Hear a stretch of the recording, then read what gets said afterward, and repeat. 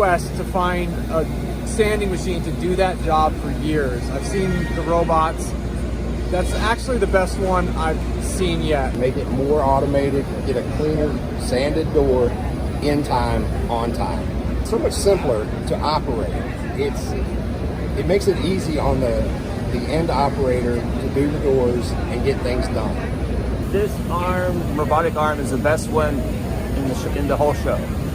Okay, yeah, so I brought the door myself from my shop because I wanted to see if someone would sand it, and the only guy in the show that would sand it is this guy. And it took like 15 seconds, dialed it in, and it worked. I've been a technician for 12 years. I've been in tens of thousands of shops. And the number one thing, or the number like three things I hear everybody say is cabinet fits and drawers, I can't get skilled laborers, and I can't get people to do paint and finish. Every shop should own this. It is absolutely ridiculous that you don't automate this process.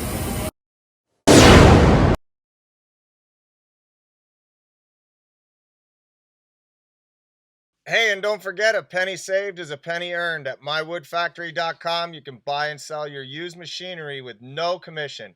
All our machines are always listed there.